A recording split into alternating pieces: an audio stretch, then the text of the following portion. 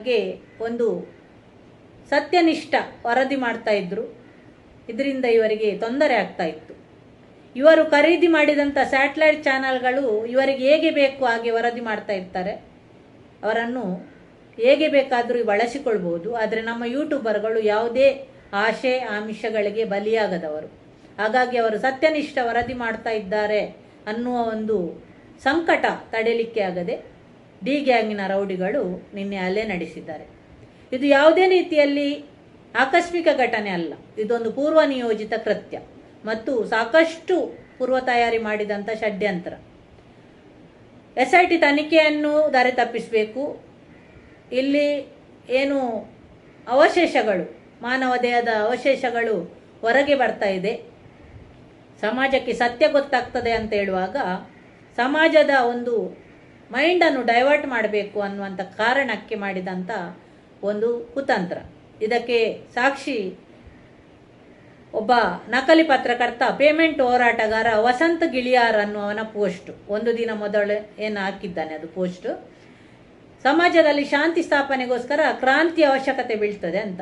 ಹಾಗಾದರೆ ಕ್ರಾಂತಿಗೆ ಕರೆ ಕೊಟ್ಟವನು ಇವನೇ ಅನ್ನೋದು ಎಲ್ಲರಿಗೆ ಕೂಡ ಮನದಟ್ಟಾಗಿದೆ. ಆ ರೀತಿಯ ಪೋಸ್ಟ್ ಹಾಕಿದ್ದಾನೆ ಅವನು. ಕಿರಿಕ್ ಕೀರ್ತಿ ಇರ್ಬೋದು, ವಿಕಾಸ್ TS ಇರ್ಬೋದು, ರಾಕೇಶ್ ಶೆಟ್ಟಿ ಇರ್ಬೋದು, ಅಜಿತ್ ಹನುಮಕ್ಕನವರಿರ್ಬೋದು. ಇವರೆಲ್ಲ ಒಂದು ಗ್ಯಾಂಗ್.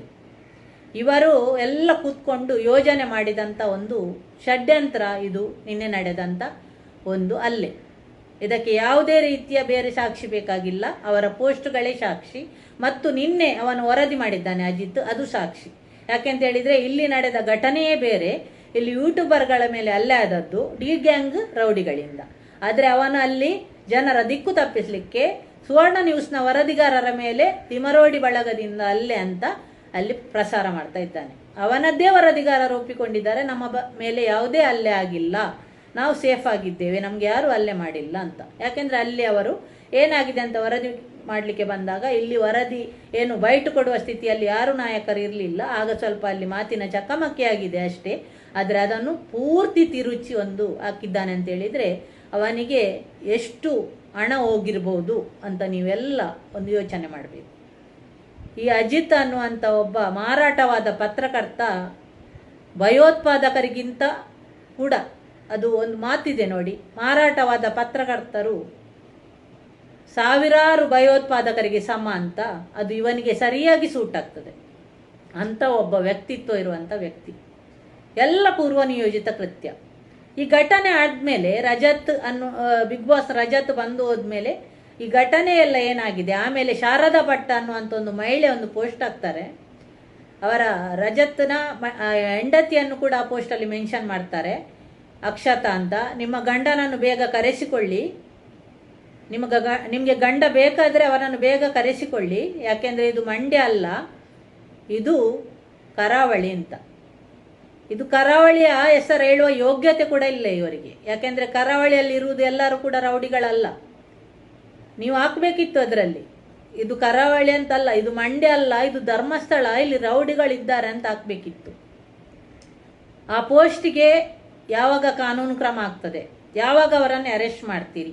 ವಸಂತ್ ಗಿಳಿಯಾರ್ ಮತ್ತು ಶಾರದಾ ಭಟ್, ಅದೇ ರೀತಿ ಸಾಕಷ್ಟು ಜನ ಇದ್ದಾರೆ. ಹಿಂದುತ್ವದ ಮುಖವಾಡ ಹಾಕಿಕೊಂಡವರು, ಧರ್ಮ ರಕ್ಷಕರು ಎಂಬ ಸೋಗಿನಲ್ಲಿ ಕೆಲಸ ಮಾಡ್ತಾ ಇರುವಂಥವರಿದ್ದಾರೆ. ಅವರೆಲ್ಲರ ಪೋಸ್ಟ್ಗಳನ್ನು ಗಮನಿಸಿದರೆ ಗೊತ್ತಾಗ್ತದೆ ಇವರು ಯಾರ ರಕ್ಷಣೆ ಮಾಡ್ತಾ ಇದ್ದಾರೆ, ಯಾರ ಪರವಾಗಿ ಕೆಲಸ ಮಾಡ್ತಾ ಇದ್ದಾರೆ ಅಂತ.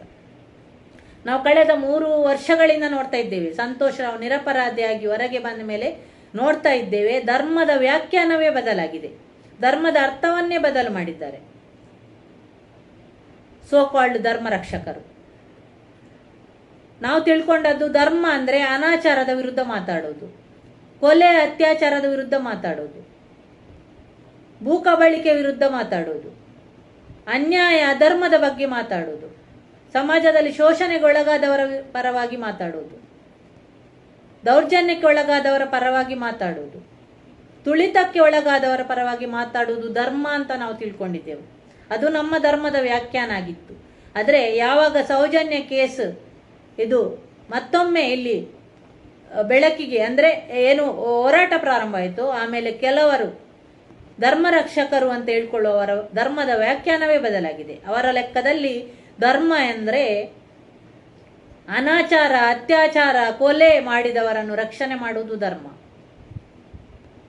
ಅಧರ್ಮ ಮಾಡಿದವರನ್ನು ರಕ್ಷಣೆ ಮಾಡುವುದು ಧರ್ಮ. ದೇವಸ್ಥಾನ ಮತ್ತು ದೇವರನ್ನು ಗುರಾಣಿಯಾಗಿಟ್ಟುಕೊಂಡು ಧರ್ಮೋದ್ಯಮ ಮಾಡುವವರನ್ನು ರಕ್ಷಣೆ ಮಾಡುವುದು ಧರ್ಮ. ಸಾಕಷ್ಟು ಹೆಣ್ಣು ಮಕ್ಕಳ ನೋವಿಗೆ ಆಗಿರುವಂಥ ವ್ಯಕ್ತಿಗಳನ್ನು ರಕ್ಷಣೆ ಮಾಡುವುದು ಧರ್ಮ. ದಲಿತ ದೌರ್ಜನ್ಯ ಮಾಡಿ ದಲಿತರ ಭೂಕಬಳಿಕೆ ಮಾಡಿದವರನ್ನು ರಕ್ಷಣೆ ಮಾಡುವುದು ಧರ್ಮ. ಇದು ಧರ್ಮ. ಎಂಥ ನಾಚಿಕೆಗೇಡಿನ ವಿಷಯ ನೋಡಿ.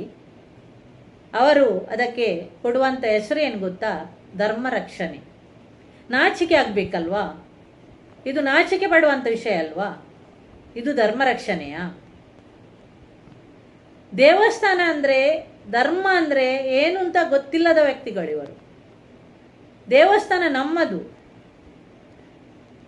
ಎಷ್ಟೋ ವರ್ಷಗಳ ಇತಿಹಾಸ ಇದೆ ಅದಕ್ಕೆ. ನಮ್ಮಂಥ ಸಾವಿರಾರು ಲಕ್ಷಾಂತರ ಕೋಟ್ಯಾಂತರ ಭಕ್ತರ ಒಂದು ಶ್ರದ್ಧಾ ಕೇಂದ್ರ ಅದು. ನಾವು ಹಾಕಿದಂಥ ಉಂಡಿ ಹಣವನ್ನು ಇವತ್ತು ಕಡ್ಲೆಪುರಿ ಹಂಚಿದಾಗೆ ಹಂಚ್ತಾ ಇದ್ದಾರೆ. ಯಾರಿಗೆ? ಅವರನ್ನು ರಕ್ಷಣೆ ಮಾಡುವಂಥ ಎಲ್ಲ ನಕಲಿ ಹಿಂದೂ ಧರ್ಮ ರಕ್ಷಕರಿಗೆ. ಇದನ್ನು ನಾವು ಅರ್ಥ ಮಾಡಿಕೊಳ್ಬೇಕು. ಇಂಥದ್ದೆಲ್ಲ ಯಾಕೆ ಆಗ್ತಾ ಉಂಟು ಅಂತ ಹೇಳಿದರೆ, ಶಾಸಕಾಂಗ ವ್ಯವಸ್ಥೆಯ ವೈಫಲ್ಯ, ಕಾರ್ಯಾಂಗ ವ್ಯವಸ್ಥೆಯ ವೈಫಲ್ಯ. ಇವತ್ತು ಬೆಳ್ತಂಗಡಿ ಮತ್ತು ಧರ್ಮಸ್ಥಳದ ಪೊಲೀಸರು ಹೇಗೆ ಅಂತ ಹೇಳಿದರೆ, ಸಂಬಳ ಪಡ್ಕೊಳ್ಳೋದು ಮಾತ್ರ ಸರ್ಕಾರದಿಂದ, ಕೆಲಸ ಮಾಡೋದು ಧರ್ಮೋದ್ಯಮಿಗಳ ಪರ. ನೋಡಿ, ನಿನ್ನೆಯ ಘಟನೆ ತಿಳ್ಕೊಳ್ಳಿ ನೀವು. ಅಲ್ಲಿ ನಡೆದದ್ದು ಡಿ ಗ್ಯಾಂಗ್ ರೌಡಿಗಳಿಂದ ನಮ್ಮ ಬಡಪಾಯಿ ಯೂಟ್ಯೂಬ್ ಚಾನಲ್ಗಳ ಮೇಲೆ ಅವರ ಮೇಲೆ ನಡೆದದ್ದು. ಕ್ಯಾಮರಾ ಪುಡಿ ಆಗಿದೆ. ಸೌಜನ್ಯನ ಮಾವನ ಕಾರು ಪುಡಿ ಆಗಿದೆ. ಆದರೆ FIR ಮಾಡೋದು ಅಥವಾ ಕೇಸ್ ಮಾಡೋದು ಯಾರ ಮೇಲೆ ಅಂತ ಹೇಳಿದರೆ, ಮಹೇಶ್ ಅಣ್ಣನ ಮೇಲೆ, ಗಿರೀಶ್ ಸರ್ ಮೇಲೆ, ಸಮೀರ್ MDಯ ಮೇಲೆ. ಆ ಜಾಗದಲ್ಲಿ ಇರಲೇ ಇಲ್ಲ ಸಮೀರ್ MD, ಅವರ ಮೇಲೆ FIR. ಇದರ ಅರ್ಥ ಏನು ಅಂತ ಹೇಳಿದರೆ, ಇಡೀ ವ್ಯವಸ್ಥೆಯನ್ನೇ ಖರೀದಿ ಮಾಡಿದ್ದಾರೆ ಅಂತ ಅರ್ಥ. ಇದೆಲ್ಲ ಕೂಡ ಷಡ್ಯಂತ್ರ.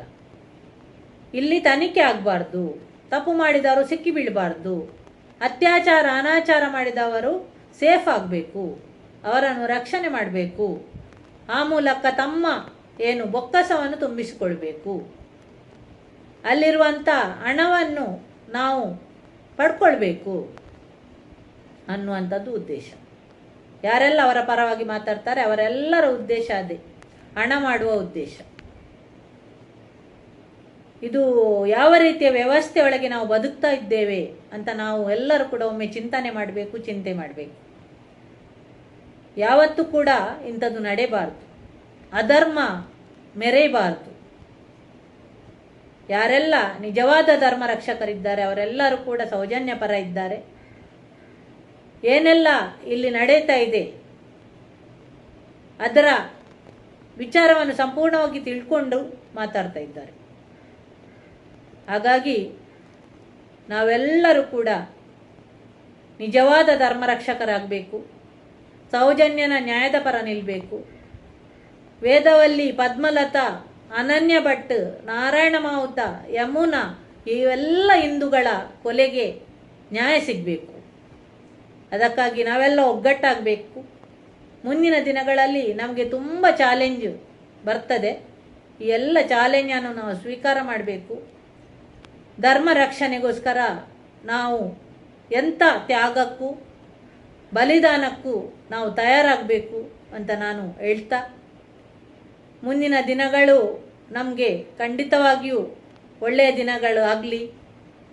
ಆ ಮಂಜುನಾಥ ಸ್ವಾಮಿ, ಅಣ್ಣಪ್ಪ ಸ್ವಾಮಿ, ಸೌಜನ್ಯ ಶಕ್ತಿ ನಮ್ಮ ಜೊತೆ ಸದಾ ನಮಗೆ ಬೆಂಗಾವಲಾಗಿ ಕಾಯ್ತಾ ಇರಲಿ ಅಂತ ಆಶಿಸ್ತಾ, ಒಳ್ಳೆಯದಾಗಲಿ ಅನ್ನುವಂಥ ಆಶಯದೊಂದಿಗೆ ನನ್ನ ಮಾತು ಮುಗಿಸ್ತಾ ಇದ್ದೇನೆ. Justice for Soujanya.